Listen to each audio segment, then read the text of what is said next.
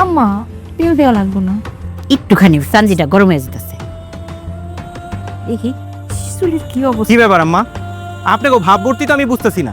আপনি যে সময় দিছিলেন টাকা দেওয়ার লেগে সেই সময় তো পার হয়ে গেছে গা। এখন তো টাকা দেওয়ার কোনো নামগন্ধ নাই। আপনার মাইয়ারে আমি কালকে রাতের বেলা কইছি, যদি আজকের মধ্যে টাকা মানে না দেয় তারে কিন্তু আমি বাড়ি থেকে বাইর করে দিব। আমি তো আপনারে কইছি এই বিষয়ে আমি মাল্লাহের কথা কমু। আপনি কেন মার সামনে আবার এসব কইতে গেলেন? হ্যাঁ, ঢং করিস না। তোর মারে যদি কষ্ট নাই সেটা আমি খুব ভালো করে জানি। এসব ঢং ফং করলে আমার টাকা আইব না। শোনেন, আপনার আমি সাফ সাফ করে কয়ে দিতেছি, আজকের ভিতরে যদি টাকা আপনি ব্যবস্থা না করছেন তাহলে আপনার মাইয়ার আমি তালাক দিব। না না বাজান, এই সমস্ত কথা মুখে এনো না বাজান। আমার মায়ের পেটে তোমার সন্তান, আমার মায়ের তুমি এরকম নিঃস্ব করে দিও না। ও বাজান, আমি তোমার কথা দিতেছি, আমি তোমার সব টাকা দিয়ে দিব বাজান, আমি সব টাকা দিয়ে দিব। দিয়া দিবেন এই কথা তো বিয়ার পরের থেকেই শুনতেছি, কিন্তু এখনো তো দেওয়ার কোনো নাম নাই। শোনেন, আমি এত কথা শুনতে চাই না। আজকের ভিতর আপনি টাকার ব্যবস্থা করে দিবেন। আজকের মধ্যে টাকা?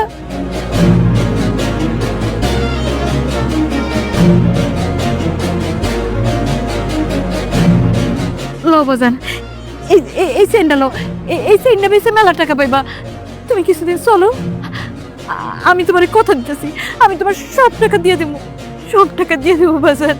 ঠিক আছে, আপনি যেহেতু এত কইরা কইলেন, আমি আপনার সময় দিতেছি।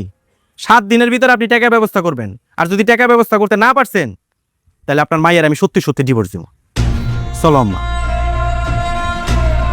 দান দাওয়াজ পরিবার।